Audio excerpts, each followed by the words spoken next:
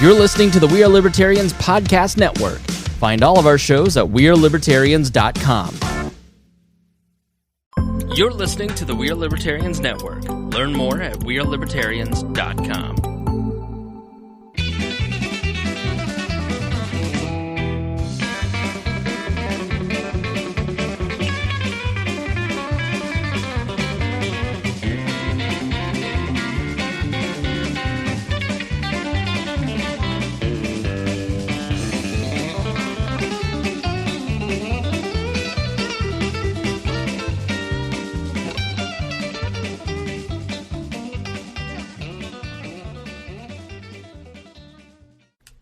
Welcome to the Boss Hog of Liberty podcast on the We Are Libertarians Network. I'm your host, Jeremiah Morrell. As always, I'm joined by our co-host, Dakota Davis. That's the pause where we say, hi, Dakota. Hey, guys. All right. Our show is about our lives in rural Indiana. It's a show about folks who are involved in politics. We promise that our episodes are going to be a fun and an easy listen. We interview people who are influencers, elected officials, political experts, and folks we just find interesting. So today we have two guests with us. On my left, we'll introduce the guy on the left first, because since he's the returning guest, it's Chase Peyton. What up? How we doing, Chase? Pretty good. Glad to be here.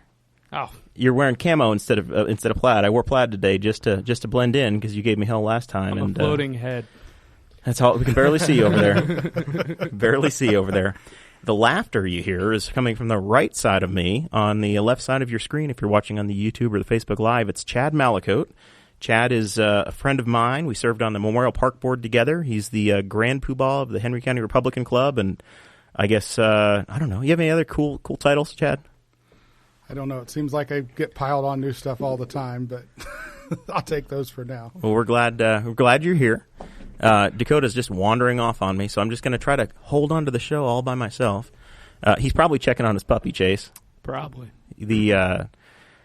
We had this is a 2-episode show this week, or 2 shows this week. So Tuesday was the last quiet moment in my life before puppy adoption happened, and we picked up puppies Wednesday night, and today was the reckoning. So far it's actually gone better than I expected. It's like having an infant in the house. He has to go out and pee or do whatever every 2 hours or so, but it's been really good. No mistakes, no disasters yet. So all in all, I guess it's been all right. Oh, those are coming. Yeah, I know. Those are coming. Yeah. I know. Dakota's got all these solid surface floors around his house, and I've got carpet, and I just know.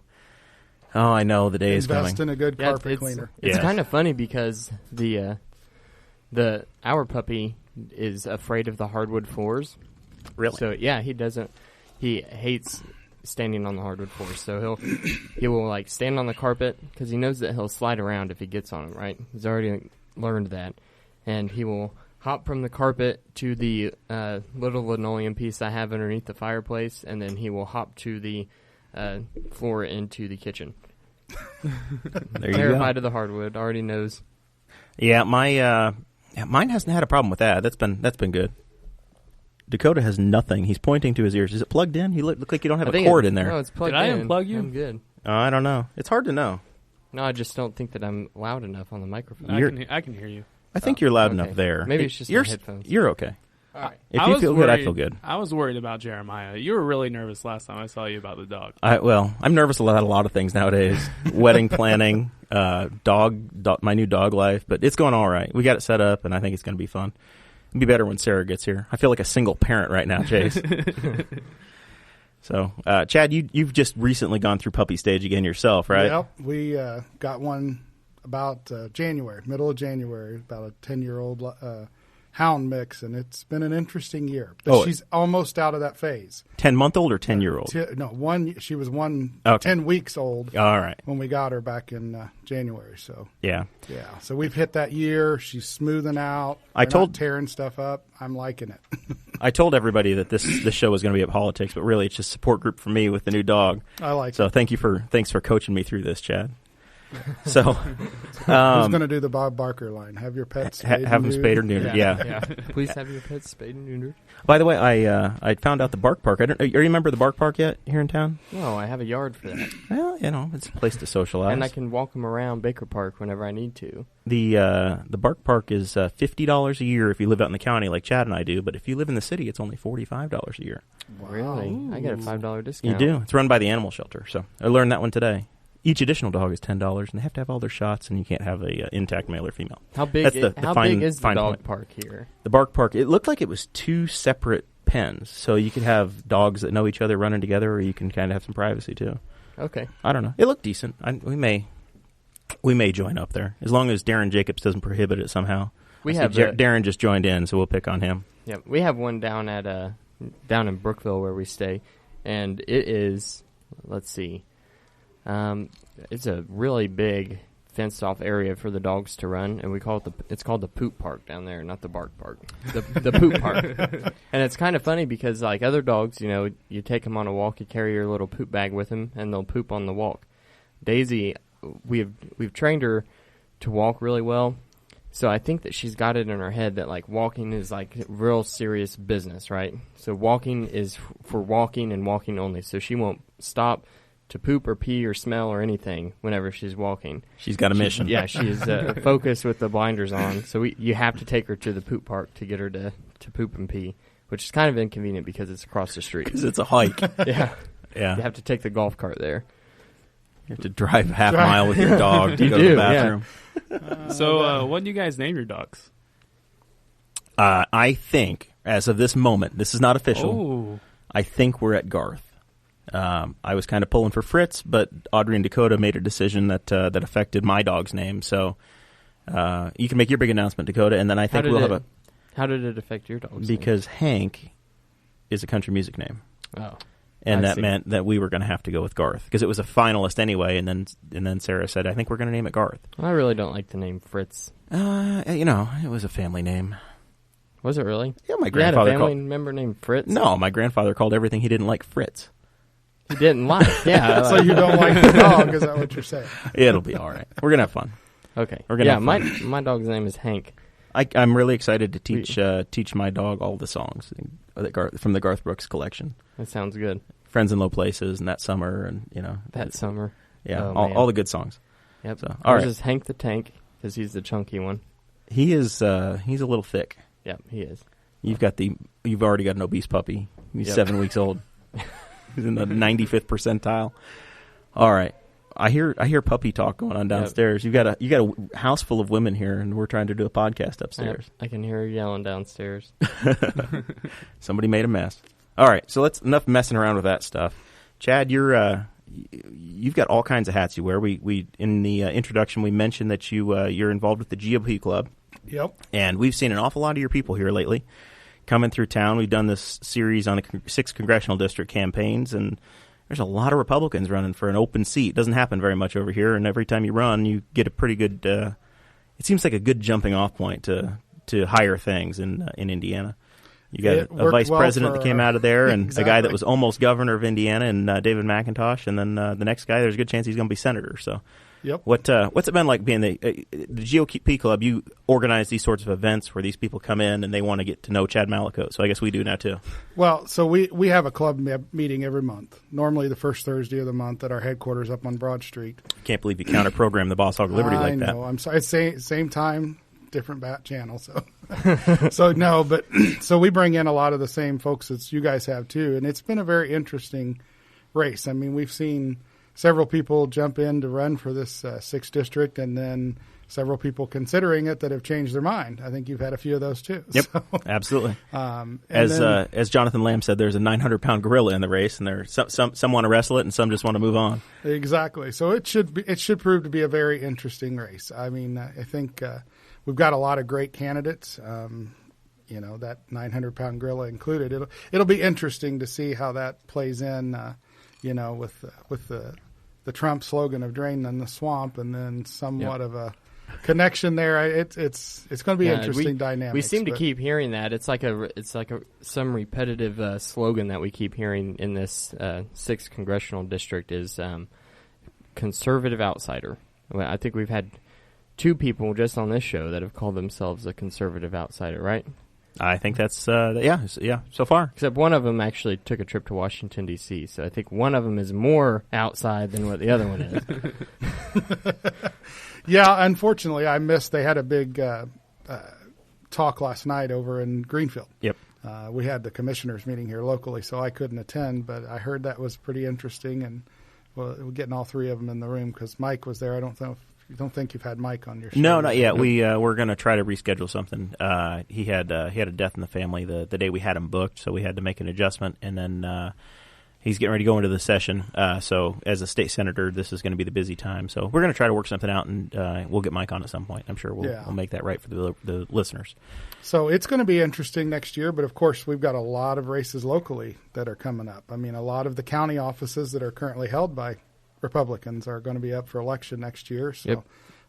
You're going to have people starting to file here in January, right? They can start filing. So you've got just a few more weeks, and we'll see the daggers come out inside the Republican Party between now and May. Well, I know we're going to have a couple new faces that have already announced that they are going to run. Both very experienced and currently ed office. Bill Upchurch is going to run for treasurer. Okay. Because Gene is retiring. He's okay. going to give it up and retire, and then Jenny is currently works in the clerk's office.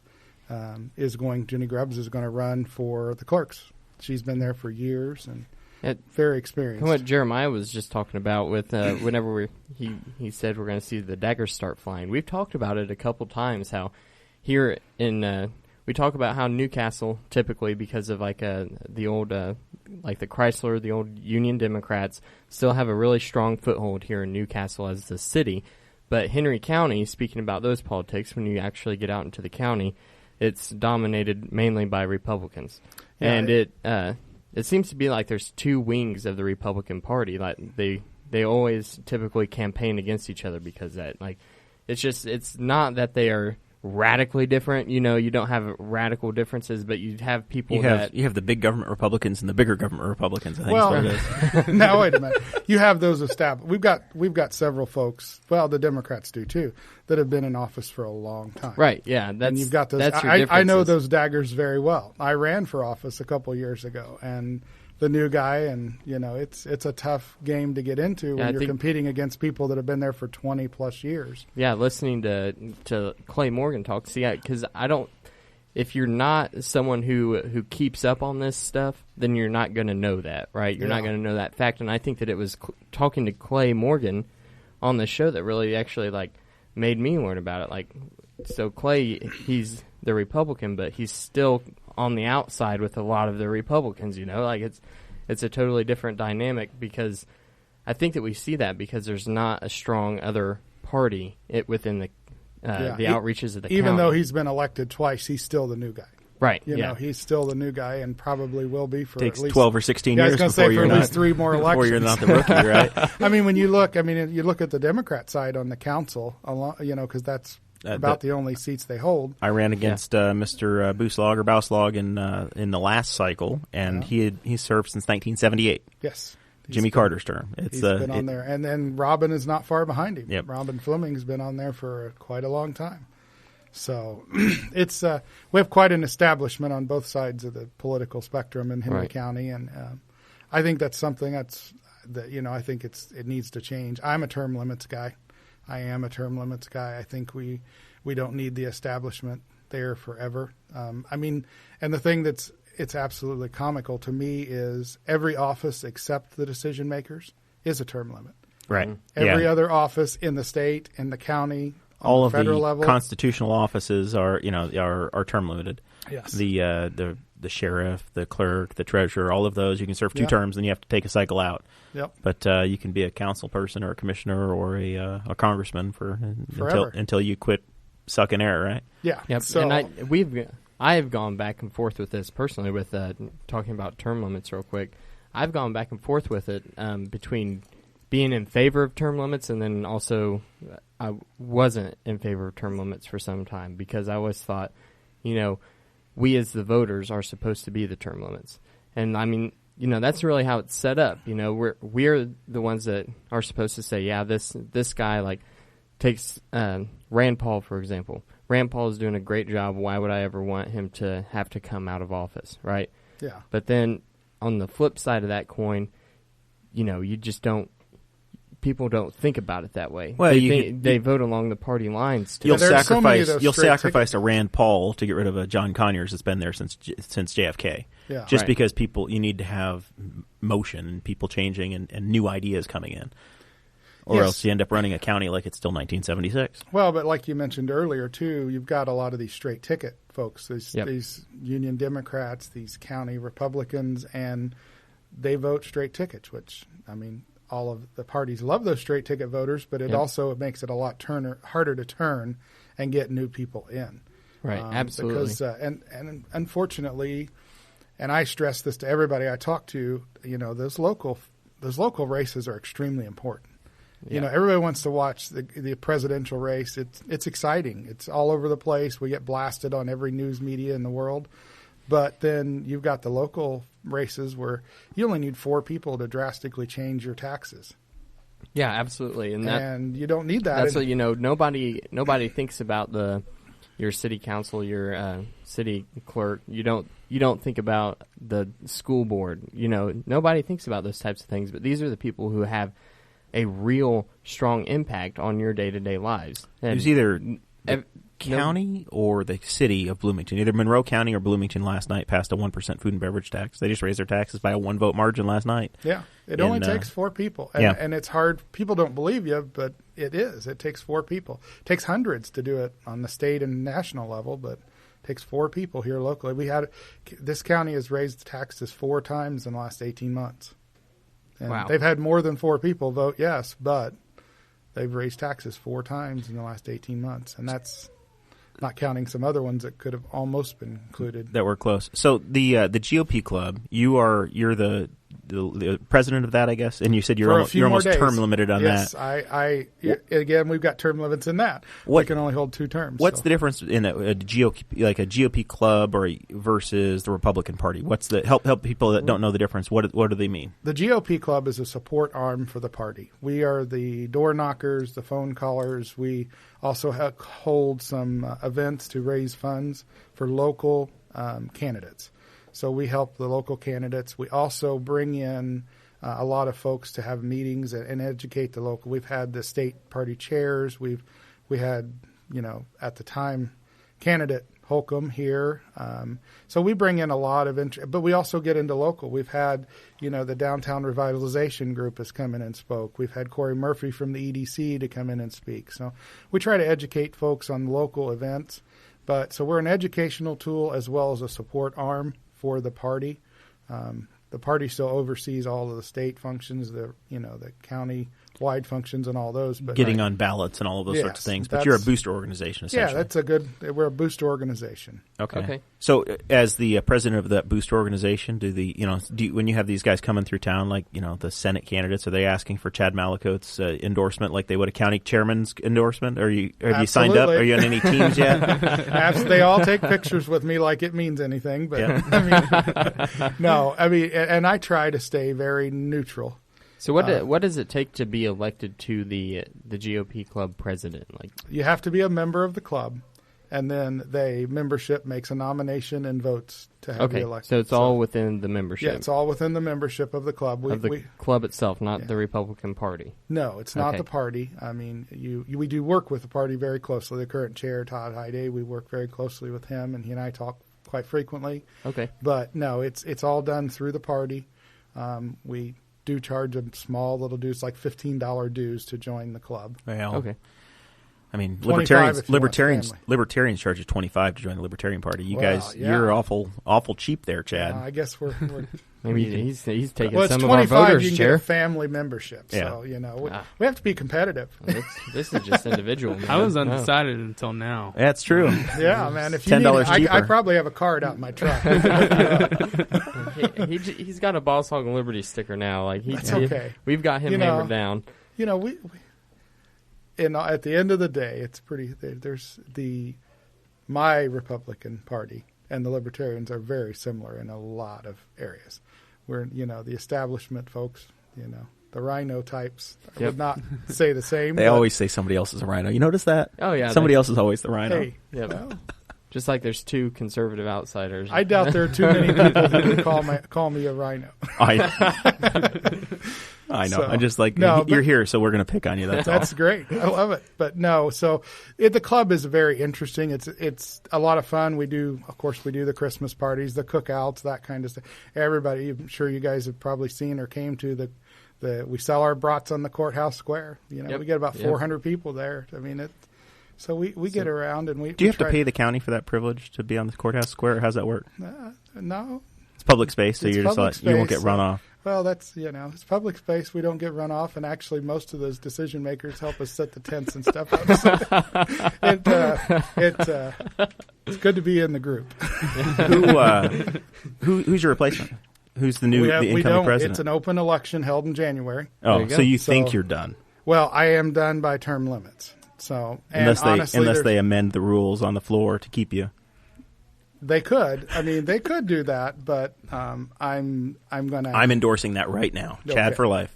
Well, I'm hoping to move on to help some candidates next year, especially those new ones I was talking about. And to do that, to be the club president, you really have to stay kind of neutral in a primary elections. Are you filing for anything? Not as of now. Not as of this moment. Still lots So, of time. So Mike Broyles, he asked on our live stream about windmills at Memorial Park, and the reason he would be asking about that is because you were recently appointed the park board president, correct? Yep. I'm park board president emeritus now, and Chad is the he's got the official hat now. He's Passed the baton. he's got it. You know, I say we put windmills up at Memorial Park. We put a hydroelectric generating station there in the little tiny pond. Just bulldoze the golf course, put the generating station there. We don't I have think a it would golf work. course anymore. That's private property. Oh, it is now. Yeah, that's not our. What a shame. We can't even do anything. Well, and that South 90 is not the parks really on paper, so that would be about the only place for windmills. So, I'm not sure we got the space. Well, you know what? You just, with all the political power. Although I would love to have all those funds that are here supposedly come from it. I'm sure that might help the parks all the, budget. all the political power you have, you can get that residency abatement just knocked down. Like, just get rid of that. Put the windmills up so close to where they're just barely missing each other when they turn. Right? just barely. As long as they're barely. turning. I think that would go over really smoothly with the citizens of the county. I'd have to see the financials before I could get behind it. Chad is. I will say after working with Chad on the board, he's definitely the most financially astute of the group and understands the numbers and what the park is facing and what the county's facing from your run at county council. You definitely had dug in and we're up to speed. So when you jumped onto the park board in this last year or two, you were ready. You were ready to start right from the beginning. It's a confusing nightmare, to put it lightly. I mean, it's the parks budget is submitted, but then it's completely controlled by the state. Right. So we have this is a county park, and it's a county park board. It's a county park. For one park. Yes, for Right. one park. So you'll hear, you look at stuff in the newspaper. If you follow our local newspaper, there's people, they use the term park board all the time. And half the time they're talking about Memorial Park Board, and half the time they're talking about the Newcastle City Parks, or they're talking about something else.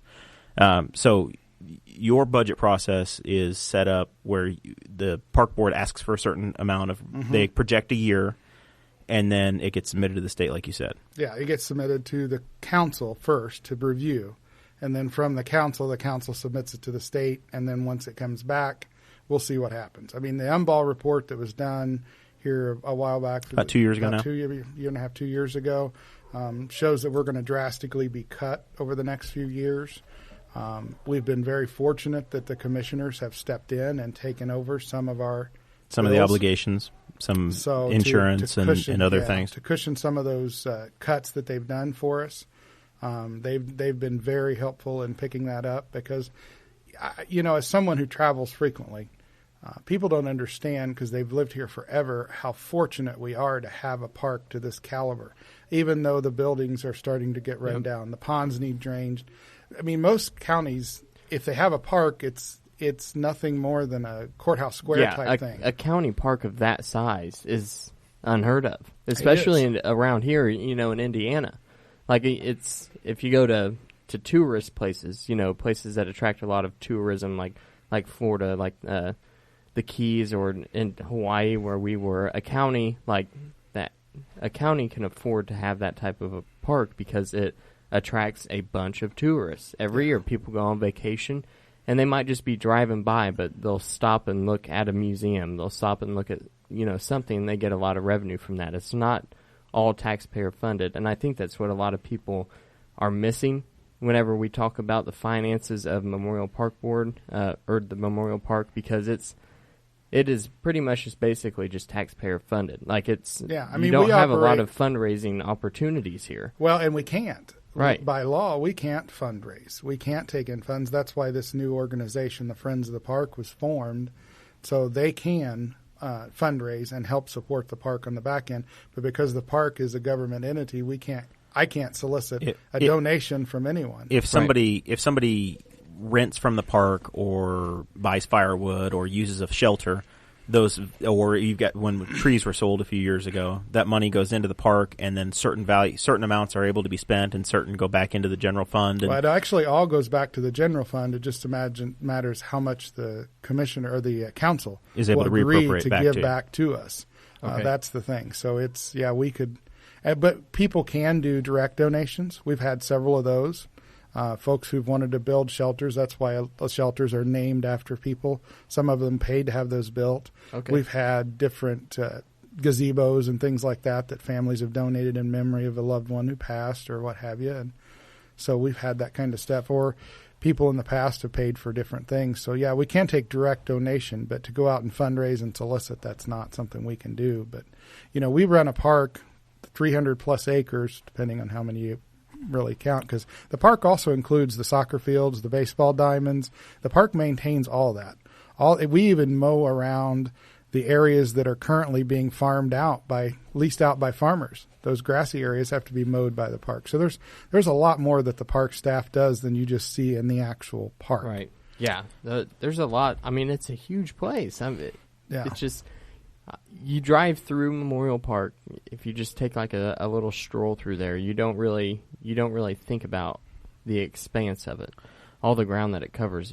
It's quite large whenever you dig into it. There are 2 or 3 key signature items inside of the park, or signature areas.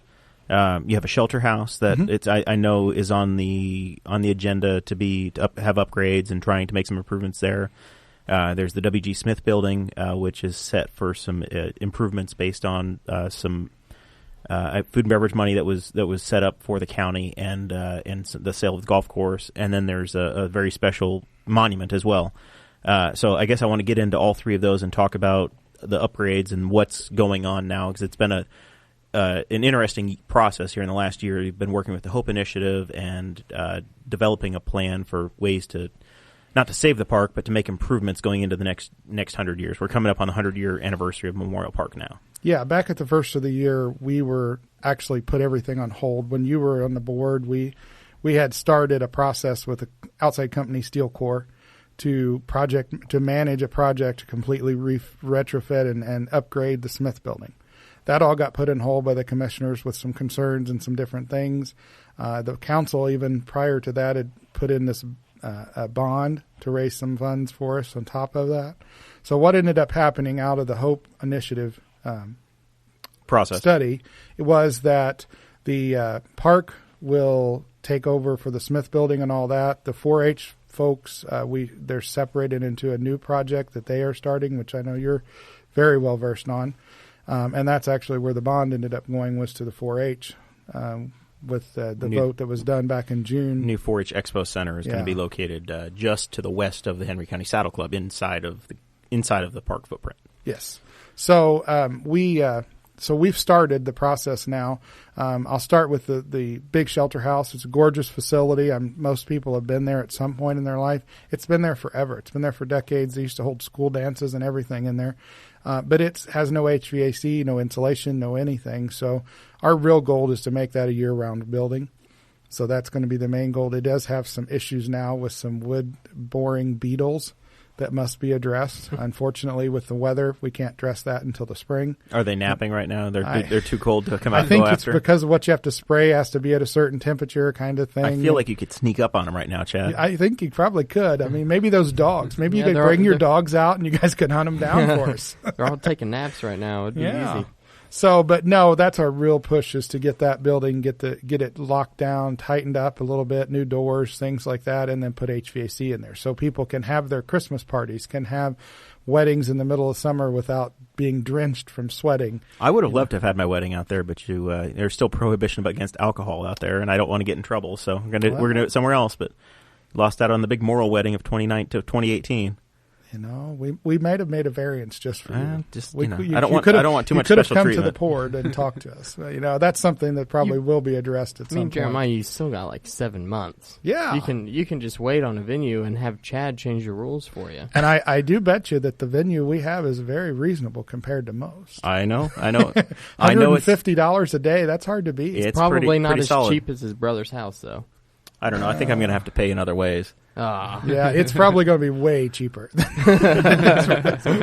So with the Smith building, you know, that building has been everything. And a lot of people don't realize that building was actually the highway department at one point. Really? That's what it used to be. I had no idea. Was the highway. That's why if you go in, you stay on that the second floor, you'll see the archway door looking things. It was garage doors. Yeah, you can So that still was the see highway department. the leftover big bays that are there. You know, that was a 4-H facility. I mean, they used to hold the shows right there in the building in those floors and all kinds of fun stuff. So it's been around a long time. Unfortunately, it's just gotten really run down. The electrical, the HVAC, the lighting, there's lots of things that need to be addressed. It's not crumbling. It's not falling apart, but it is just getting run down. It It's needs aging. to be fixed. We fixed the roof. You know, we had a tarp on the roof for only 3.5 years before we finally got the. Honestly, we went through a few tarps. I was going to say there was more than one tarp. That's Not just true. one tarp on the There roof. was a few tarps that we went through, and so we finally got that. But the way we got the money for this is food and beverage money. The county, Jeremiah was actually on the board at the time. I wasn't on yet. They went after the money from food and beverage, and we were awarded $420-some thousand, give or take. It's a little $400,000 with a matching grant of $100,000+. We had to have a 20% match that we got from the proceeds from the sale of the golf course. Sale of the golf course monies. So there was about $500,000 there. We've used some of it to fix different projects throughout the park, but there's still about $400,000, give or take, there that we've got to utilize to do the rehab of the park. There's also some funds that we received from the park board. At the meeting back in June 19th, the council and the commissioners both agreed for the park to retain that sale of the golf course money because that's what was in the original contract. When the Neals purchased that facility, when Randy purchased that, it was all to go to the park to maintain the park. Okay. So there's about, give or take, $400,000+ left in that as well. Interesting. So, And- Chase, you've lived in Henry County your whole life. Yes. Do you go to the park at all? What do you use? What tell me about your experiences out there? Well, I went to the park a lot in school. You know, just hanging out with friends. They would give us something to do. I haven't been there a lot recently, but just to hang out, you know, walk around, stuff like that. I've never. The Smith building, that's the building right by the big building right in the middle, right in on the 100. middle. Yeah. Okay. All right, yeah. I didn't know there were tarps on it. That's kind of freaky. Not anymore. There's a roof on No, there. we got a brand new roof. It's cool. Nice. It's great. I might have to walk by it. Yeah. You used- can go in it and not I used get to wet. feed the ducks. Yeah. There's, yeah. there's a new building proposed, right? Is that the 4-H facility or yeah. Yeah, that's a What's the timeline looking like for that? The goal on that is for them to start construction next year. There's a fundraising process that's underway. That group is not going to be county controlled. It's going to be its own 501c3. Okay. So that's not Chad's group necessarily. That's the 4-H Expo Center board that's just now been formed, and they're working on their 501c3 and developing we're just the fundraising. supportive of each other. That's our Yeah. role. Our role is not any direct oversight or anything. We support. We did gonna be- offer our vote on that that monies that was from the bond, which was about $1.2 million. The board voted unanimously back when Jeremiah was on there to gift that over to them without any problems. So that group is going to be a lot like the Saddle Club in their organization, where they're an independent 501c3 that peacefully exists within the confines of the park, but doesn't they don't report to each other necessarily. No. The goal is just to be good neighbors. So going back to the Smith building, you've upstairs you're renovating, and then downstairs and outside the current plan, as I understand it, is to convert the basement into because the whole park is a memorial park. It's going to be an interactive memorial or museum with displays set up and something to honor veterans. Because right now when you go into the Smith building, there's a small case that has the USS Hyman and some other trophies or memorabilia. Yeah, there's some memorabilia. It's basically there, to expand that into the basement. It's very minimal. We're going to take the entire bottom floor. There are currently, we haven't settled on exactly who's going to oversee the museum portion of it, but it'll be an independent organization that will take care of that, but we'll provide the space for them. They are telling me that they've gotten offers of all kinds of amazing. I mean, someone offered their father's World War I uniforms and different memorabilia like that. There's all kinds of. We've had artists that have come forward and willing to paint and spend time, and it will be a really interesting place. It's a memorial park. A lot of people just say that and don't even know what it means. We have quite a number of monuments all over the park for just about every campaign that this country's been in, starting with the Doughboy from World War I we have at the park. So it's a really interesting way to just walk around and take in a lot of history. And then we're going to bring this museum to really focal point right in the middle of the park at the Smith building to offer some of those things really we can't put outside, like, a uniform. Yeah. So we'll have that. Obviously, the Doughboy has been a hot topic right now. When Doughboy is the shorthand. It's the spirit of the American Doughboy, and it was. It's supposed to represent what World War I soldiers were called, Doughboys. The Doughboy statue is a nationwide type monument. Like there were a bunch of these made. They were mass produced in the 1920s and the 1930s to memorialize World War I veterans, because America was just coming out of that conflict, right? We'd been out of it for a little while, but we were still memorializing the veterans. Just like we always do with veterans of wars that we're involved in. So Newcastle or Henry County, Indiana, got the Doughboy statue. It was in 1925, correct? 29, I believe.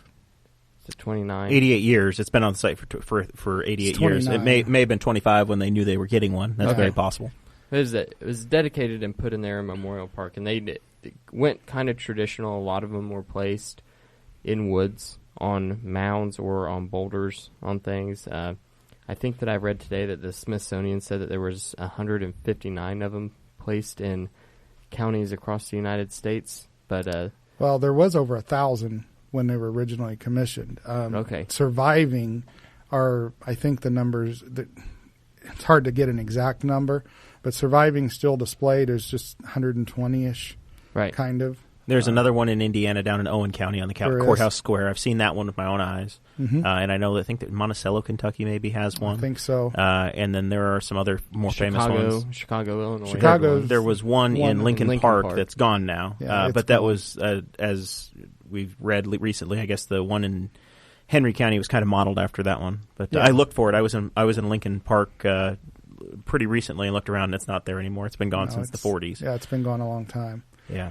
So the Doughboy, the original plan after was to refurbish him, which is exactly what's happening now. He is currently up in Michigan. He is being completely refurbished. He's been through quite a bit in 88 years. He's been through a lot of weather. He's been through a lot of idiot kids who vandalize him and steal things and break things off and do those things. So we've had a lot of different things like that have happened over the years. The rifle was taken for several decades before it was recovered. And then it was not recovered with the bayonet. What happened to the rifle? Someone sawed it off and took it home. Kept it as a souvenir. Really? I didn't know that. I don't know. How did they get it back? I don't know the exact story, to be honest with you. I think it was it finally got Somebody finally grew up. It reappeared mysteriously after 20-plus years. Wow. I don't know if it's true or not, but I heard it was hanging by a wire or something. I don't know. I think it was on a post. It was on a concrete slab, and then there's a post that comes up through the feet. Oh, you mean the statue itself or the rifle? The rifle. The rifle was actually, our park superintendent, Lori Davis, had it reattached a few years ago because it did not get back on the statue until a few years ago, and so she had it reattached, and it was actually welded to it, soldered to it, so it was on there permanently, but it was still not cut a wire now, Chase. Yeah, it wasn't just some chicken wire out there that wrapped around it, but no. So, but right now he's up in Michigan. He's going to be completely refurbished and come back looking phenomenal. Yep. So what I have here, I pulled this from just a Wikipedia article. This little, you can see on your show notes, the little paragraph in italics, and it talking about the spirit of the American Doughboy. It says it was installed in cemeteries, town squares, parks, outside museums, on courthouse lawns, and countless other places. The design is said to be the most viewed example of outdoor statuary in the U.S. after the Statue of Liberty. Like, it's a big thing, you know. Well, this Doughboy is. I guess most people don't even know. Like, and you know, that brings up a good point, because with all the stuff that's come up about this, I've been asking a lot of people. For those who don't know what we're talking about, this would be a good one to ask Chase. Chase, where's the Doughboy? I did not know where the Doughboy was. And I even had to look it up. I Googled it once I knew we were going to talk about it. So I Googled it. I wasn't sure what it looked like exactly. So when I heard dough, I started thinking of donuts, and I got hungry. I'm still a little hungry. I want some Pillsbury. There is a Pillsbury Doughboy picture out there. But right I didn't know where it was located at all. Yeah. So no, he is located on 3. Okay. At the very far north end of the park, very close to the maintenance building and the superintendent's home. So he's in that very far. He sits up on the hill. The Pokemon people call that Mosquito Hill, by the way, inside the Pokemon group, because there's a mosquito problem there in the woods. There is a mosquito problem in that part of the woods, and those guys know that you have to hike to it. It is not. It's not right next door. No, it is quite a hike to get to it from anywhere. And the people that are, well, I guess we haven't really gotten into the plan for it yet, have we? Yeah, well, that's what I was going. The plan was, at the time, because it is so inaccessible right now where it's at, there's no way to get any kind of a field trip there because it would never meet any ADA compliance. There's just no way. So we at the time, when Jeremiah was on the board, it was brought to us a plan to relocate the monument to the front of the Smith building where the museum was going to be, and create what they're calling a flag pavilion, to have a flag from every branch of the service, as well as the American flag and the POW flag, to surround it and bring it to a spot that was accessible, that people can actually go see. Because it is, one of our board members adequately, described it as a piece of art. It's nice to look at when you're zooming past 60 miles an hour up on a hill, but until you can get and actually see face to face, look eye to eye, and see the expression. I mean, the sculptor did an amazing job with these. I mean, so far detail, you can see the teeth of the open mouth of the statue. So it's really a very impressive thing that, but unfortunately, a far cry, not near enough of Henry County presidents have seen up close. In the current location, you don't know to even look. You've driven by it your entire life, Chase, right? And you never see it. I've never noticed it. Yeah. And for those who don't know, he's not waving at you.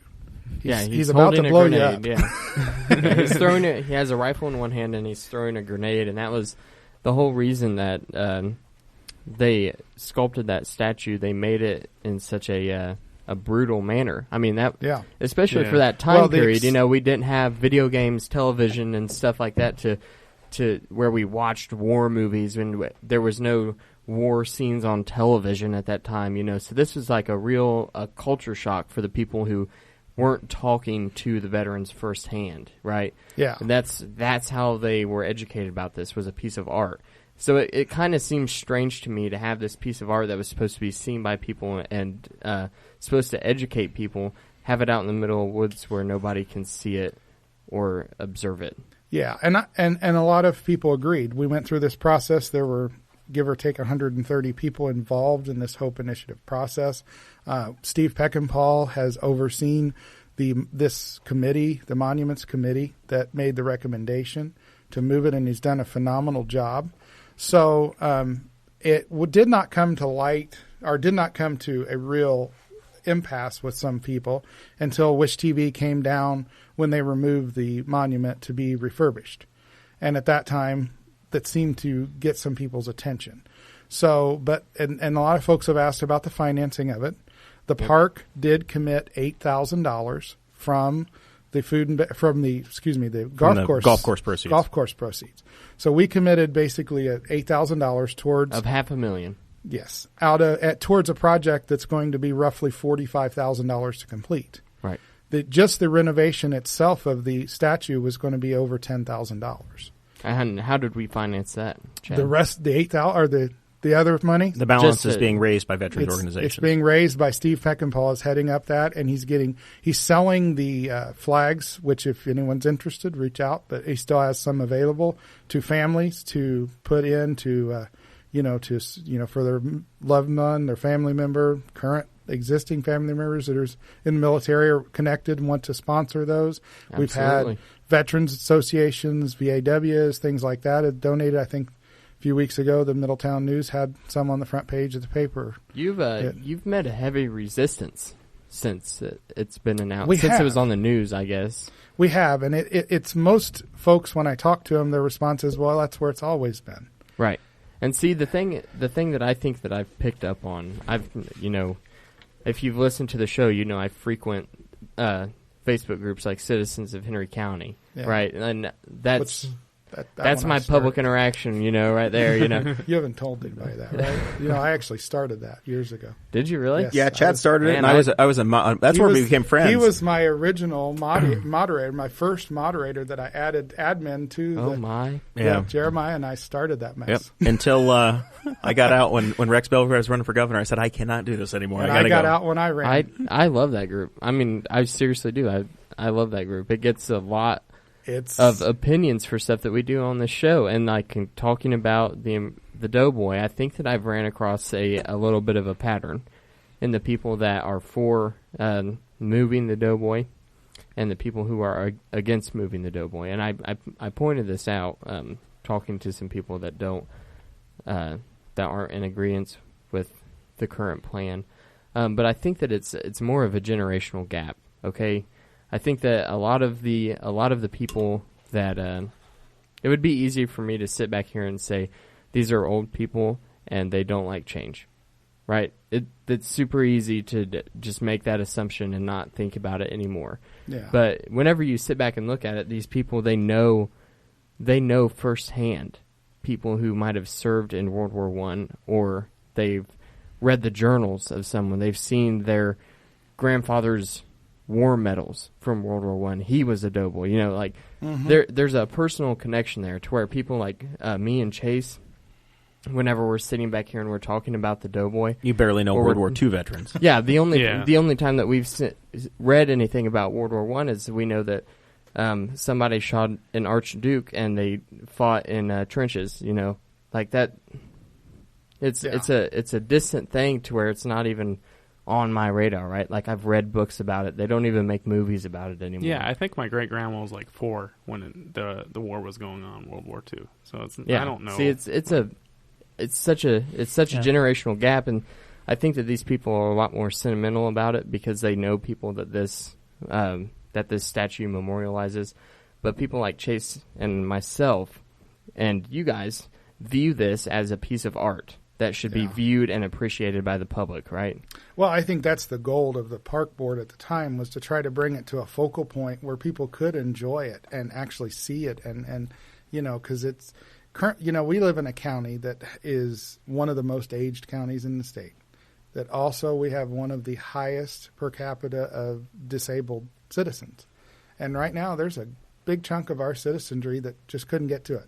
Right. I mean, it's not easy to hike up there to find the place to start with, and then there are so few folks that have just never known it existed, like yourself, myself, that have just didn't even know anything about it. And if it was sitting right in front of the Smith Building and 100, where people drive within feet of it often.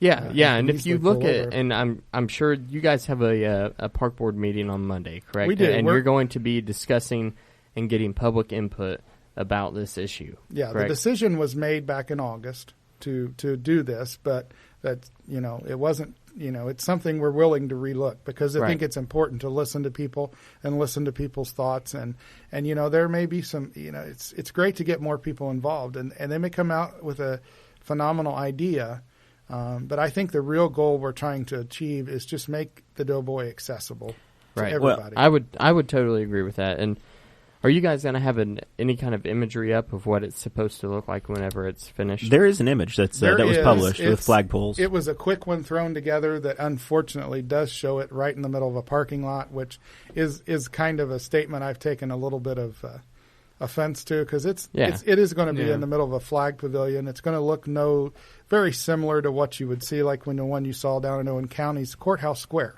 Like the Civil War soldier on our courthouse square. It's going to be something very similar to that kind of thing. It's not like you're going to pull up and park right next to it. Yeah. So it's not. It is a current parking lot area. I've heard that a lot too. It's not going in. They're just putting it in the middle of a parking lot. It's going into a. I saw that image and I compared it to some of the others that I saw online, and it looks really nice. Yeah, so there is an image that is being put together now that gives a better depiction of exactly what they'll see with the flags and the some stones. Are you prepared for a barrage of people that are going to be wearing bracelets that say our Doughboy"? Say our Doughboy. I saw that on Facebook. I think that's a very, very misleading statement because I agree. I'd wear one of those bracelets because we are saving the Doughboy. Well, we're already doing that. That's a very important point. If we didn't do Chad. anything with it, it would. If this process hadn't started, coming out of the Hope process, that Doughboy would continue to sit on the same spot and be in decay and wouldn't be in Michigan right now getting rehabbed. Yeah, it probably had a decade or two, maybe tops, before it would have just disintegrated to the point of no return. And so that's where we were at. I mean, like I said, there's only roughly 12-15% of these things left after 80 plus years. And so, if people want to come and participate and voice their opinion in favor of moving it towards the Smith Building or reinstalling it at the previous location, they come to the Park Board meeting on Monday at 7 o'clock at the Smith Building? We're going to have a Park Board meeting. We're going to hold the meeting at the end of our regular meeting. We're going to try to have a pretty short regular meeting because we're expecting some comment. We're going to do it very similar to the meetings that the commissioners have held where everybody wants to speak, signs in. They get a few minutes to make their point, and then once everybody goes through their points, then the Park Board will be open to make their comments or make any motions that any of the members of the board might be interested in making. But like I say, right now the decision has already been voted on, but we could amend that vote. Okay. And this is one of those things. I know I personally am in favor of moving the Doughboy, okay? But I also believe that everybody needs to have their voice heard. So I would call out to the people that we have listened to this, the 500 people that are going to hear us just tonight, that if you live within the county, and you have a strong opinion about this, or maybe it just doesn't bother you, but if you have an opinion about this, then you need to say something. You can't just get on Facebook and then complain about it later after the thing that you didn't like got done, right? Yeah. You have Absolutely. I've encouraged everybody to come. We want to hear from everyone. Everyone's opinion matters. I mean, it's unfortunately you can't make everybody happy at the end of the day because this is something that's full of passion. If you saw Travis's article in the paper, we had a couple get pretty aggressive last time. I mean, there's a lot of strong opinions. I was going to have to separate a couple guys in a meeting. First Park Board meeting, I've had to do that. I ran things with a tighter ship than you did, Chad. Maybe you were just more intimidating or something. I don't know what it was, but no. So there's a lot of strong feelings, but we also live in a world of facts, and that's what we have. People are passionate about this thing, but we also have to understand there's reasoning behind the decisions that were made, and we have to try to accommodate those reasoning to make it accessible. And hopefully somebody's got a great idea out there that works, that's differently than what we're considering now. And, absolutely. All right. Well, I look forward to hearing what comes out of that meeting on Monday. I'm going to be out of town. But I think Dakota's going to go and cover on behalf of Boss Hog Liberty. I'm going to try to make it. I'll bring my... I'll make sure your name's on the list. My staple leather-bound notebook that I take. He can have my 3 minutes also. Okay. Yeah. All right. I get 6 minutes. There we go. There you go. I was deferring his 3 minutes. I yield my time to the gentleman from north of Q Avenue. I might show up Chase, will you go with me? I'll go with you. We'll go to Okay. B-Dubs afterwards and grab a beer. Okay. That almost right. sounds like bribery. You can also have my 3 minutes. Oh, Up wow. to 9. All right. 9 minutes. There you go. Maybe the president will throw me 1 minute so I can have an even 10. We probably let us stretch. The Libertarian Minute. So, if you're new to listening to the show, this is the Boss Hog of Liberty podcast. I'm one of the co-hosts, Jeremiah Morrell, and on my left is Dakota Davis. We're joined by Chase Peyton, who is a 20-something millennial from Henry County all his life, and then we're joined by the guy that's over 40 in the room, Chad Malicoat, the park board I'm the president. old man here. I got a bunch of kids I'm here with. Are you over 40? I am. I'm 41. Oh, I thought you Yeah. were just 40. No, I hit 41 last But you still have less gray hairs than Jeremiah. That's Thanks true. for that, You know, Dakota. it's good genes, man. Good genes. Thanks for that. It's Hey, just And because- more hair. I think he's got Oh a my little gosh! less. I've known the Malicoats my whole life. I used to show horses against his baby brother, and Yeah. Well, it's just like He turned 35. Jeremiah brought up. 34. 30. 35 He next turned- year. Justin turned 35 Yeah. yesterday. Yeah, he's much My older brother. than I am. 2 years. Yeah, yesterday. Yeah. Ooh, man.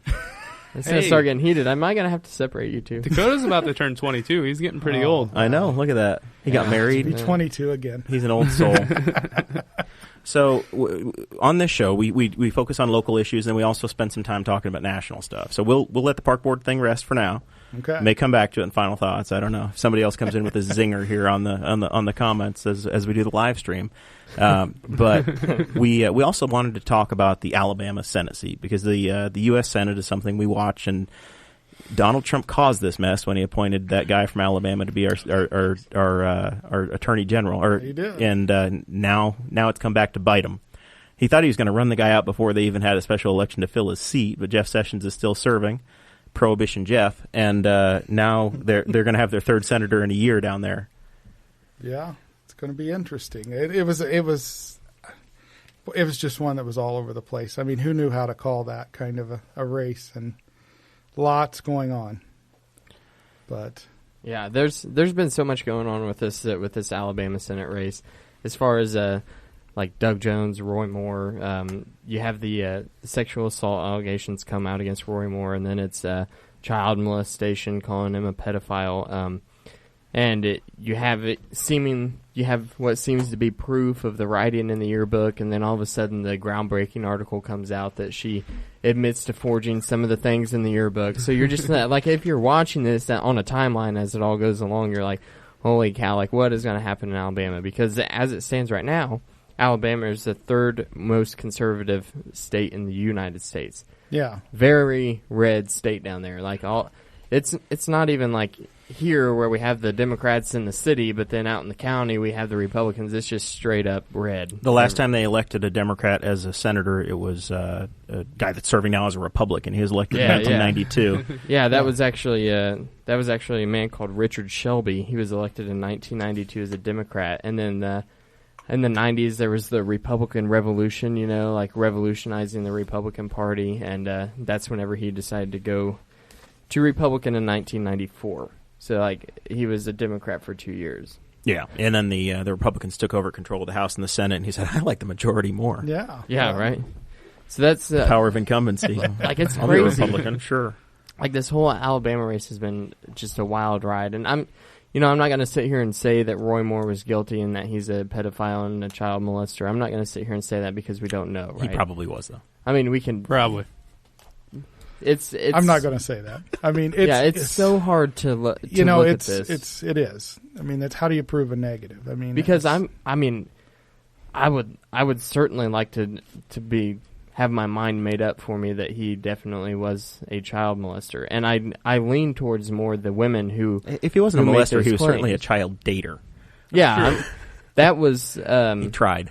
That was the first woman that came forward actually with the allegations, said that whenever she was 16 and he was 28, Yeah.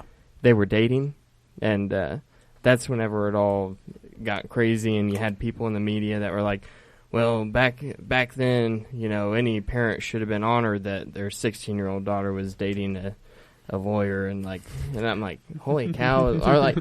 Chad, tell us about the 70s. We missed it. The thing that was I only most saw 4 of them, 4 years of that stuff. the thing that was most shocking to me about this entire race was the response from establishment Republicans. Like it was numbingly stupid, the remarks that you got, right? It was so much defense of, and it wasn't even like, well, these allegations are just BS. It was making excuses as to, but maybe there was a he lot did it, that came out on both sides of that. There were a lot of them that came out and wanted to vilify him right away. But, it's 40 years ago.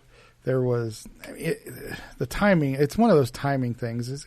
That I don't know. I wasn't there. I can't tell you. I think that but anybody can say anything. Yeah. So whenever and that's the we hard part. Decided that we wanted to do this on the show, that's what all this talking that we're doing right now was what my original thought was. Right. That's what I thought we were going to talk about for the remaining 30 minutes that we have. Right. And then I started looking into like the demographics of this vote, and if you, like on your show notes, this week actually has 2 pages. Yeah, you have expanded beyond our wildest dreams, Dakota. Yeah, it was impressive. I had to do the astounding. show notes myself for Tuesday's show because you went crazy. And it was. So I will say, as you guys are kind of reviewing this, this is my plea for ballot access, and for God's sake, please make it easier to get people on the ballot. In the state of Alabama, if you are wanting to get on the ballot, you have to have, and you're not the Republican or the Democratic candidate, your party has to have had 20% in a statewide race in the last cycle, which essentially sets you up, unless you have a miraculous run, you're going to have 2 people on the ballot, and that's it. If we, as the Libertarians, the Libertarian Party got on the ballot with Gary Johnson the last time, they had time to actually do it. This was a special election, so you really didn't have time to get on a ballot, but you have to have signatures from 3% of the voters that turned out. So if you had, 100,000 people that voted, then you would have to have 3,000 signatures. In this case, you would have needed to come up with about 25,000 signatures to get that, to make that happen. Is that right? You had, you would have to about 60,000. Yeah, you'd have to have case. about 60,000 voters, because they had 1.5% was 44,000. So you would have had at least 25,000 times 2. It would be 50,000 plus, and that's how signature collection goes in Indiana. Just ask Senator Young. You really ought to have more than the bare minimum, because certain areas you might be in trouble unless you find a friendly judge. Yeah. No problem. 497 works in Lake County, unless you're Jim Wallace, and then you get thrown off the ballot when you want to run against Mike Pence. So I wish Andy Horning very good luck as he's running for the U.S. Senate seat as a Republican. Team Elephant. Anyway, this is my plea. We got to make ballot access easier everywhere. You need to get rid of straight ticket voting so that these races are not this Coke and Pepsi, blue pill, red pill. It's so interesting in some different localities. Even here, there are races where you, like in some state or some cities, the mayor race can't be partisan, so you can't run for mayor. And I believe, is it Arizona? City of Phoenix right now. Arizona. It's nonpartisan for mayor. It's nonpartisan, so no parties are on the ballot for mayor. It's an individual name. I like that for local races. I really do. School boards here are nonpartisan. Yeah, school boards are nonpartisan. They've kind of, they did, obviously, I'm sure you've talked about this in the past, changing the council vote. Council doesn't have straight ticket voting anymore, but it's still partisan. So it is, yes, they still have their party there. But, the council no longer, if you straight ticket vote, you don't vote for a councilman. Right, yeah. Especially, you have to individually pick your 1, 2, or 3 candidates. Yes. That was I think that is a start last year to a potential eventual non-straight ticket type voting. There's been a lot of talk at the State House about that in Indiana. I would be all for it. I think that's saying a lot coming from a Republican head of a 60% Republican county, that you're willing to give that up, because that is, politically, it's probably not the best thing, but it is what's best for the county, I think. It is, and that's what the thing is. I think, yes, I'm a Republican. I'm absolutely a strong conservative. I call myself a constitutional conservative Republican. You introduced Ted Cruz, for God's sake. I did. I watched it happen. Yeah, split screen with Megyn Kelly. I still hold that as one of my highlights of my life. The basketball ring. This basketball ring. I was there for it all. Chad started the whole thing. Yes, and the girl who made the really strong face when he said that, and they posted it all over. That was a friend of mine who I invited to stand on stage. So I'll never be asked to come back and do anything for him again. You ended Ted Cruz's career. Congratulations, Mr. Malicoat. But no, I think In that case, I'm all for straight tickets need to go away. I mean, I think, and it's more just because people need to get involved. They need to understand who they're voting for. My grandpa was a straight ticket Union Democrat his whole life till he voted for an 18-year-old to run for sheriff because she put her name on the ballot. I said, "Did you really vote for her?" "Well, I voted straight ticket Democrat." He said, "Did I really vote for her?" And that was the last time he voted straight ticket. Yeah, I mean, it's just. Everyone needs to understand and get involved, so that's my reasoning for getting rid of straight tickets. Well, and you really do need to educate yourself as you vote, as you cast a ballot, or you don't cast a ballot, because you don't have to vote in every race. You really should vote for the people that you want to serve you. Absolutely. And you should send a message if you don't agree with the candidates in the race, like this case in Alabama. You should undervote it. Nobody has first claim to your vote, and we see that 22% or 22,700 people voted with a write-in. Whether they voted for a Republican write-in, they voted for the Libertarian, or they voted for Nick Saban, the head football coach at Alabama, which one of the PACs tried to get people to do. Those people actually sent a message, and by the way, that was more than the margin of difference. So. Yes. Roy Moore and the Republicans didn't earn those 22,000 votes, and that's why Doug Jones is going to be serving the U.S. Senate this year. Yeah. That's the reality of it. But you have to applaud those people. I mean, I really do.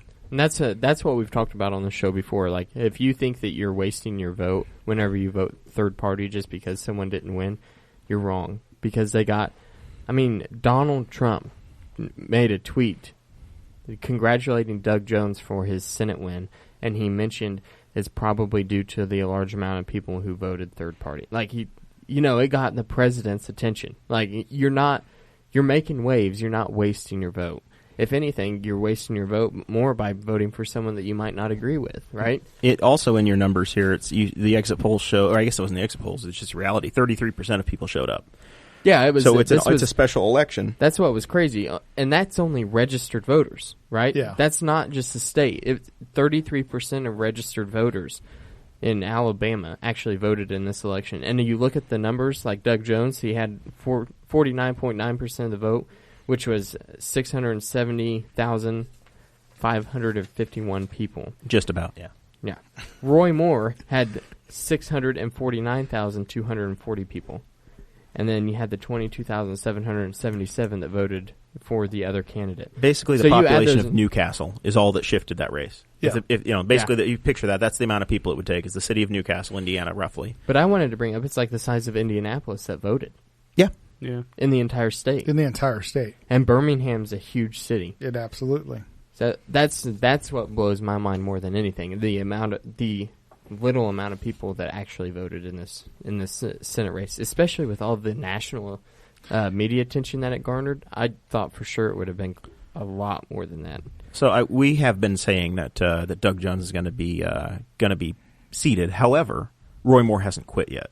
He has not. He rode out of the polls on his horse, and he's finally made it to town and got a newspaper. And it says that he's about 1.5% out, or just 1.7 off, somewhere at 1.7, 1.8.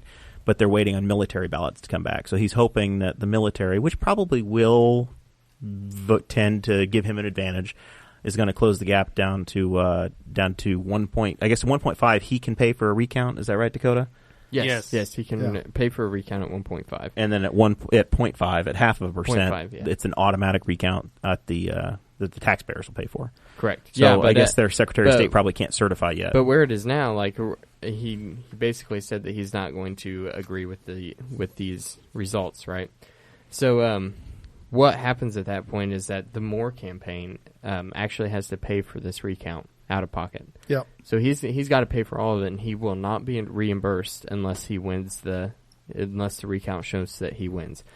Which is just crazy for me because that's actually like a really big margin that he lost by if you're considering it. The 1.4%, like, I mean, you're pretty sure at that point you're talking 50-some thousand people, you know. You don't just miss that. We had a town council candidate as a libertarian we had a candidate that lost by like 7 or 8 votes in southern Indiana last year, and we reached into our pockets as a state party and came up with about $3,000 or $4,000 to pay for her recount.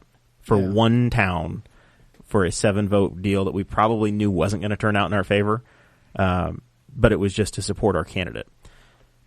if they're truly going to sit there and pay for a recount across the entire state when they're down by 20,000 votes, that's fool's gold. They just need to move on. Because the seat's up again in 2 years, right? I think Sessions was at the end of his term nearly. Mm-hmm. So and now the next focus should really be, I guess they're gonna have a special election in Minnesota if Al Franken ever quits. When he does, I don't know. Is he going to quit the day before he terms up?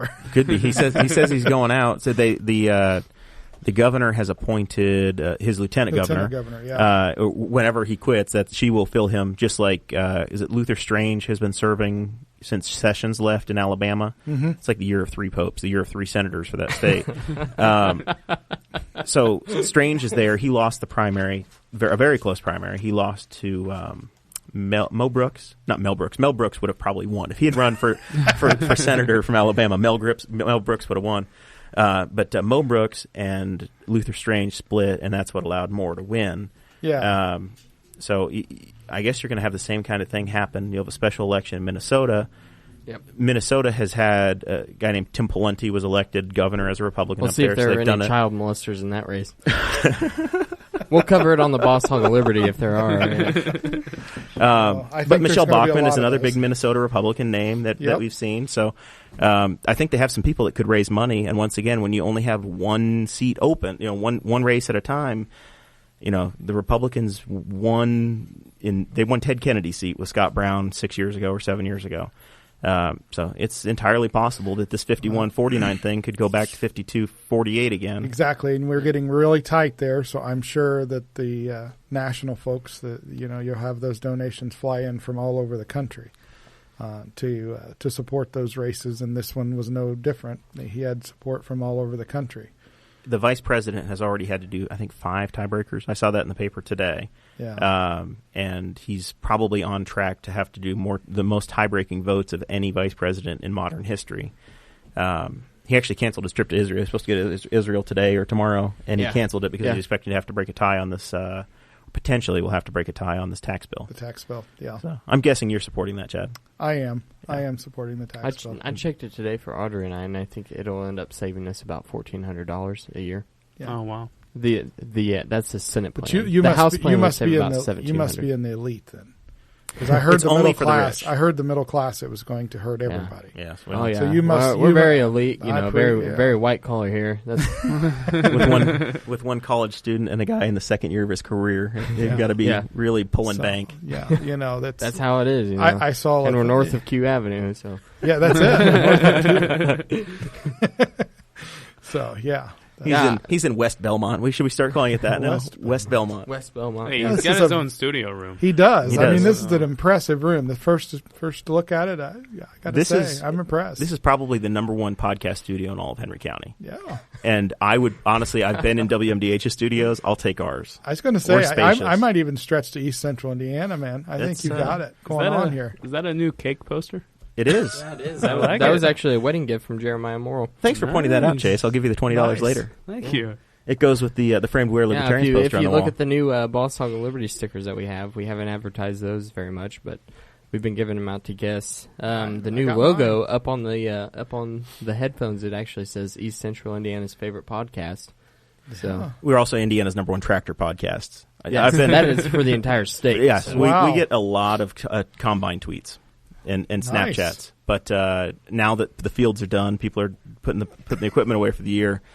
We're in the lean times right now. We don't get nearly as many tractor tweets. I'm hoping snowplow season picks it up for us. I'm not wanting snow. With this surgery coming up, I don't want to mess with snow. Oh, man, if you're means, you're not shoveling your own driveway anyway. Yeah, I got the snowblower. This year. I got the 30-inch snowblower, man. Man. Yeah. I haven't had to touch it since I moved to the new house. Now we know who the elite is. Yeah. Oh man, I'm pretty sure the Planning Commission is going to hear his application for a heated driveway soon. Yeah, he's going to need a variance for that. Sure. I'll put it in the new 400 amp service right on. Are you on the REMC or the other service? I am. I'm an REMC. Shannon would probably love that. Yeah. Yeah, they would probably love it. Supporting the locals. Yeah. So I want to get into these demographics real quick. All right, you do it. I want to start reading these numbers off for people who care about this, because for me it's really interesting. All right, now if you're driving, I want you to focus right now and not veer off the road as you're getting the numbers. Just hang tight, 'Cause take you're a sip gonna of hear coffee, and here we go. You're going to hear a lot of them. So these demographics I actually pulled off of the Washington Post, and they had it in a nice graph format, but that I couldn't copy the picture and put it on the Word document, unfortunately. So we just got the numbers written down. So for this is based off of sex and ethnicity. So between white men were 35% of the voters that turned out for this Alabama Senate election. 26% of those voted for Doug Jones and 2% voted for the third-party candidate, while 72% of white males, 35% of the voters voted for Roy Moore. White women were 31% of the voters. So right there, already you have the white demographic as 66% of the vote totals, right? Which is actually kind of low for Well, they still have a poll tax in Alabama, right? a poll tax. Yeah. I guess that went away some time ago. I think it did. Okay. Those are Jim Crow laws. Yeah. I don't know if you're old enough to remember those. Maybe I have maybe to ask Chad is. Yeah. Around the 70s, back when you were allowed to date teenagers. Yeah. Yeah. So white women were 31% of the voters. 34% of those voted for Doug Jones. 2% voted for the third party or an other candidate, and then 63% voted for Roy Moore. So there's 10% of a difference there just between the white men and the white women. I'm honestly surprised he still pulled 63% of women of any category. Oh yeah, Yeah, absolutely. I'm shocked that he did. And then Welcome to Alabama. Yeah. And then black men. So of African American men, that was 11% of the voters, which is pretty high for a place like Alabama, especially. And 93% of black males voted for Doug Jones. Only 1% voted for a write-in candidate or a third party, and 6% voted for Roy Moore, which we've seen kind of a trend where African Americans will typically vote for Democrats because typically African Americans live in more urban areas, and urban areas just they typically lean to the left. Like they're more blue on the map whenever you look at urban places. And then here's where it gets pretty interesting, because African American women, black women, were 17% of the vote, which is huge. Which is like in places like Indianapolis, you have the African American women are typically 6% of the voters. So like 17% is a big deal. Like whenever you look at these, whenever you think about the numbers and you think, oh, okay, well, what does that mean? It takes some thought. You really have to start thinking about it, because that's a big deal. It's showing that people are starting to pay attention, right? So people aren't. Maybe they're just watching the news more. Maybe they're just looking at their Facebook posts, things that their friends share on Facebook. But whatever it is, like people are turning out to the polls more, right? So 17% of women were black, or of voters were black women, and 11% were black men. So there's a 6% spread. Yeah. Do you think it's because of of people that are incarcerated? I honestly, that's where I would go first. Is that the policies that they've had in Alabama? It could be, yeah, because have caused people to not be there.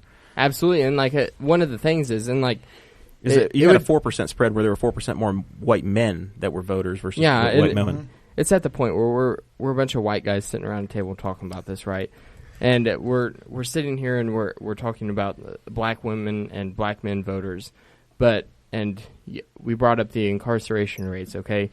And it's easy for us to say, well, just look at the statistics. Black men commit more crimes, right? And statistically speaking, that is absolutely correct. But we pass more laws that create crimes. Exactly. That's the thing that has to happen. Each law that you pass creates a criminal.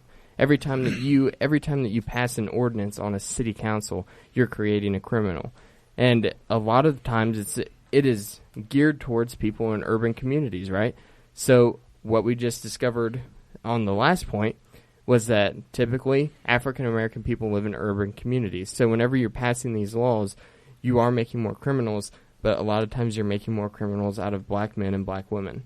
And that's what people talk about when they talk about systematic oppression. You know, we're not talking about segregated drinking fountains or sitting at the back of the bus anymore. We're talking about passing laws that they don't seem unjust, right? They seem like we're actually caring about the people. But whenever you're throwing people in prison for a plant, you know, you've created a problem. And all of a sudden you can't legally vote anymore. You can't exercise that freedom anymore because you had a plant on your person that makes you tired and hungry. That's a horrible issue, and I think that you're right, Jeremiah. I think that is why typically we see a low turnout of African-American male voters.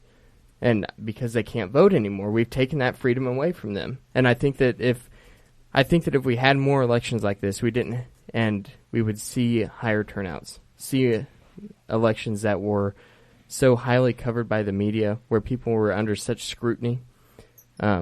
We were talking about it more. The entire nation was talking about this Senate election. And it was just because one guy was being called a child molester. But if we can get to the point as a nation where we're talking about these elections, not because one guy's a child molester, but because we actually care about the issues, right?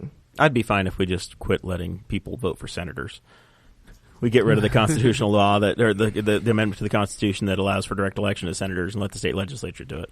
Honestly, I would not disagree with that. That's the way it was intended when we first had it. The senators were there to represent the states, not the people. People were represented by the Congress. It would be the slower cooling pot that it's supposed to be versus this totally politicized. Of course, in Indiana, you wouldn't have a Joe Donnelly. Well, I'm willing to make that sacrifice. And many states right now, how many do we have that are Republican-controlled states with the governorship? So, I mean, it's... I know that it would make some changes, but I also think... changes, and that's why I won't disagree with it, because it definitely helps my party. But I'm ignoring party in this, Chad. Honestly, the purpose of the Senate is to be the cooling place. I get you. And to have some decorum and to have things process work. And I've talked about this with Bill Smythe last week when he was here with the McKenzie campaign. Regular order is completely dead in Congress. It is. And, Indiana, at least we pretend, and I know Brad Klopfenstein sat in your chair last week, Chad, and said that the deals are cut at the Antelope Club versus at Chase's. Chad. Yeah, whatever. Chad here, Chase there. This is Hanging Chad, and that's other Chad. I wanted to go as a hanging Chad for Halloween. You should My have. wife would not let me. Next I year. want to tie a next noose year. around my neck, just saying. Melissa, you see, they don't know what hanging Chad means. They probably don't. Yeah, they're so young. I thought it was I know what it means just because of How I Met Your Mother. All right. Whenever the Ted, I don't remember that episode. Yeah, whenever Ted went as the hanging Chad for Halloween. Okay. Remember that? Yeah. I don't remember that, but I'm going to have to rewatch it. There you go. So anyway, in the Indiana General Assembly, we go through 3 readings on each side. We switch bills, and they go through conference committee, and you have testimony. This, whether you agree with it or not, and I know we're probably all going to get some money back in our pocket, regular order wasn't followed. There's nowhere close. You didn't have an amendment process. You didn't have testimony.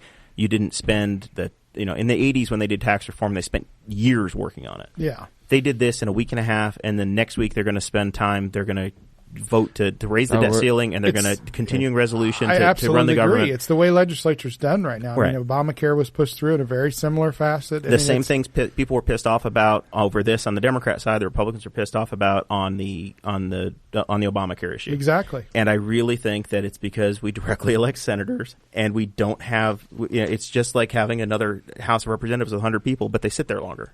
Yep. Yeah. I mean, that's exactly what it's like. The senators are there to represent the states, not the people. They should be representing the state's interests. What they did. That was why they were there, to represent the state's interests, because the federal government should only be involved in those things held within the Constitution. Yeah, but haven't you been watching the news? We're a democracy. What's this republic people keep talking about? So honestly, so many of the things that are broken in politics, though, this campaign finance thing that happens, if we didn't have a U.S. Senate race where we've got 5 or 6 people that are running in Indiana that's going to cost tens of millions of dollars, if instead it was, the Indiana legislature was picking their guy 2 guys every 6 years, or two senators every 6 years, shouldn't say guys. By the way, we might actually get a woman, because I know that there's been some very qualified ladies that have run on both sides in Indiana as well. We've had a lot of lieutenant governors and other statewide office holders that would be very good senators. Anyway, that's I'll get off my soapbox on the Senate issue, No. but I think I think that's one of these are all symptoms, and I think that's a cause. I Yeah, don't I would disagree agree with that.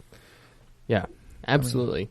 But I just basically what I was trying to say is like looking at these demographics was super interesting to me because you don't see the black women turnout that you saw with this election. You don't see that anywhere else, and I thought it was absolutely phenomenal. Like they didn't even have a 0.5% of write-in candidates to put down for black women voters. They all knew, like Doug Jones, we don't want Roy Moore, and you can make that claim, like I have down here on this bullet point. The media portrayed Morrell to be racist, right? And he made a lot of questionable statements. Like we saw his campaign. He can't be a racist because his lawyer was a Jew. Okay. Yeah, that's his wife said it in a speech his the wife night before said, the election. His wife said we aren't racist against Jews. Our lawyer's a Jew. Like that's like looking at your black person that's black on the street and they call you racist and you're like, no, I have a black friend. Like, yeah, that's usually not what your response should be. Like, I think that Chappelle Show actually did a skit on that about like, oh, my second cousin's boyfriend's brother is black, so I can't be racist. Yeah. Yeah. And I hope the Republican Party does a lot like Rand Paul tried to when he was running for president in 2016 and actually goes out and tries to make an effort in those communities, because I think I definitely agree with about 35% of what the Republicans say, and I agree with about 35% what the Democrats say. There are things that your platform has that would actually be very good for all communities, but. The messaging and getting there and actually making an attempt to reach out, I think, is what has to happen. Yeah, and I think that's one of the big things, like that Ben Shapiro and Milo Yiannopoulos talk about is it's like the old Union Democrats, right? People vote this way, and the right is just as bad. The redneck South is just as bad about voting Republican as what African American voters are about voting Democrat. Nobody wants to vote differently. My daddy voted this way. I'm going to vote this way, right? Mm-hmm. So that's people get stuck in this pattern and are afraid to deviate from it. But you listen to these college speakers like Ben Shapiro talk, and it's like, why don't you try something different? Obviously, the guy that you've been voting for the past 40 years as a family isn't working for you anymore. Try something different this time. Well, and I think that's where a lot of folks are trying to do that, to get to these grassroots and get to some of the things that are happening. But it's tough to beat the media too, like you said on here. I mean, 'cause sometimes in these races, it's kind of like... Have you tried creating your own media empire? Because it's worked for us. That it could be an interesting idea. Maybe I need to. I have an extra room in the house here. No, I mean it is. The media has taken everything and controls so much of the rhetoric on TV, on broadcast, on print, what's still left out there. And, we have to, it's hard to fight against some of those things. You heard it all the time with this election, especially from the right. Well, the media won this election. The media won. The media is why Roy Moore didn't win. Well, you heard it all the time, and it might be true. That's why the media is the most influential player in any election anymore. Yeah, I mean, Trump's election is a perfect example of that. Melissa Malicoat says, no, I don't think so. So it's been crushed already. Your dream of having a home studio, it's done. I apologize. We'll talk about that later. There you go. He still has hope in his life. I have a big office up in Delville. We got 6,500 square feet, green screen upstairs. There we go. Yeah, we can make it happen. I was really pulling for Nick Saban. I thought he was going to do better. Everything he's done for Alabama, but the Miami voters, Miami hates him. Be curious just to find out what number he get. We'll have to find that out. We'll have to see what all the write-ins, if they report them. In Indiana, if you're not an official write-in candidate, they won't report. They won't report your number. Only if you were an official candidate. So we'll have to see. Time will tell. Man, I'm reading through these show notes, and I'm pretty sure that we've already covered all of them. We're there, man. So it's that time for final thoughts. Chad, what do you want to plug? Membership? You trying to recruit candidates? You want people to show up and support or speak their mind on Monday night? How do people follow you? All those good things. I want people to show up on Monday, speak their mind about the issues at the park, the Doughboy especially. And I won't plug me or any candidate. Just get involved. Get involved, get educated, understand what's going on in your life, because it does make a big difference. Local is important. That's what I try to tell everybody. Get involved locally, because it can drastically change your life with just 4 people. How do people follow you? Do you email, Facebook? What's the best way to follow email. I think I still have my political Facebook thing up. So for a possible future something. You never know. I still have my account open. I still have to file my CFA. How much money we got in there? I think it's got like $180 in it. It's rocking right now. Rolling deep. Yeah, I tell you that it's a lot. I'm open to donations. There we go. All right. Well, thank you, Chad, for being here. Hey, very I much. appreciate the invite. It was exciting, and I had a lot of fun. I don't think we ruined your political career today, so I don't think we'll call so. this We might have made a little dent in it, but we can smooth that out. That'll buff out. Yeah. Chase, man, the returning veteran. I know. What? How do people follow you? You got any final thoughts in the conversation tonight, or things we missed out on? I heard before we started that you voted. Turn your mic in here. Oh, there we go. I'm sorry. Can you hear me better now? I can. Yeah. Okay. I heard before we started that you either voted or you were a big part of wanting to move the statue, the Doughboy statue. Yeah. So I was serving on the park board at the time, and I was one of the votes. I think it was a unanimous vote to go ahead and move forward with the plan that was put forward by Mr. Peckinpah. Like I said before, there was no plan to refurbish the Doughboy or do anything with it. Mm-hmm. Steve came forward with a plan to take it down, refurbish it, and had the vision for creating this plaza outside of the Smith building. So yeah, I fully supported that. Otherwise, it was just going to sit there and decay. May I add that in the entire the several months long process, there was zero opposition to the plan. Okay. Yeah. I was just going to say, like, the Save the Doughboy the wristbands, I want one.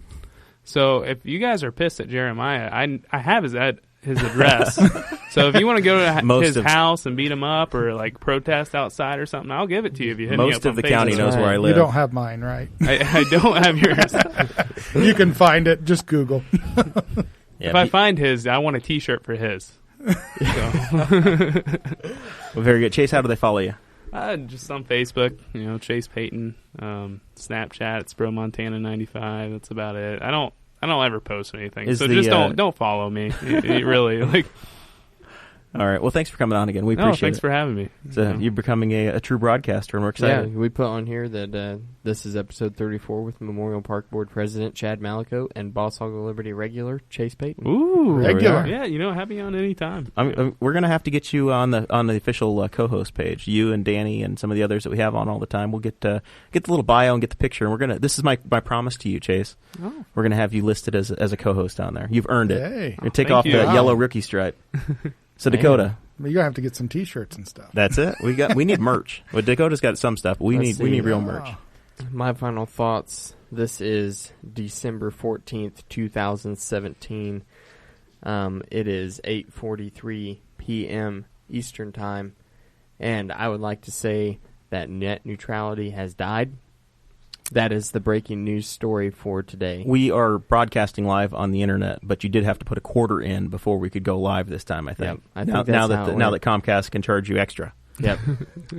If you want to hear our thoughts on that, then you can go back to the episode on net neutrality with Jesse Riddle. I think it was episode 31. Yep, and I just want to say that I'm interested to see how this goes. I want to see if we're going to start getting charged for Facebook for Netflix.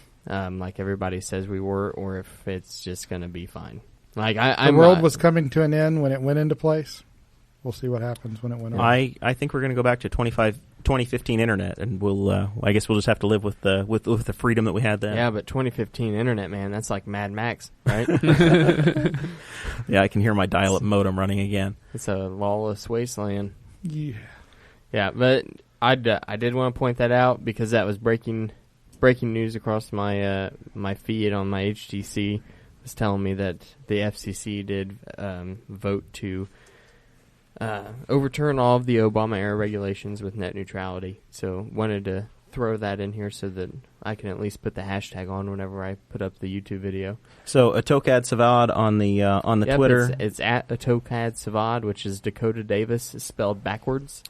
That is on the Twitter. I don't really post on Twitter very much, but I do post and share things. And share and make dank memes on Facebook, and you can follow me there, which is just Dakota Davis, and it's a picture of Audrey and myself as my Facebook profile picture. So appreciate you joining us again. 34 episodes in a row together. I think we're starting to get pretty good at this. Yeah. More forced friendship. Joining us again. I am us. I even let Dakota do the introduction on one of the previous shows, on the Smythe episode, I think. Let him. Of course, we did this one, and he walks away as soon as we get started, so whatever. Yeah. The final thoughts for me, real quick. Breaking news, the Courier-Times, our local paper here, published that the city of Newcastle is suing the opioid manufacturers for our epidemic. I know a number of other communities have done that. I think they're suing the wrong group. I think they probably ought to sue the legislature that's has been advancing policies of prohibition against alcohol and marijuana and cannabis and CBD oil. Yeah. I think you're going after if they the deal wrong with that people. issue, you might have a little bit better results. Yeah. So, I and I know agree that with that's on the agenda, and we're expecting to have some changes. But so funny. Most people around here think that if you're in favor of cannabis, then you must be a dopehead. No. No. I get drug tested by the state for my CDL license. I am not going to take the risk of smoking any weed. I just think that an adult should have the freedom to do as he pleases with his own body. All right, we'll leave it at that. We'll watch that story, keep an eye on it, but look for that in the paper tomorrow. You can follow me at Jeremiah Morrell on Twitter. As always, appreciate you listening. Look us up on the YouTube. We need on the YouTube. I'm old, Chad. On the YouTube, it's on the line. Like and subscribe on there. We need to get to that 100 subscribers. And of course, the way the show gets into your feed is by liking and sharing the page. So when you get this video in your feed, like it, share it, subscribe to the podcast, and you can rate us 5 stars in iTunes too if you like it. And if you don't, just leave it alone. We'll catch you all next time. Oh, Chad's got something else. I'm just going to be anti-PC and say Merry Christmas. Uh-oh. I'm going to be gone next week, so I can do that. Well, Merry Christmas. Happy Merry Hanukkah. Yes. We'll see you next time. Bye. Thank you for listening to the We're Libertarians Network. Get our other shows at We'reLibertarians.com.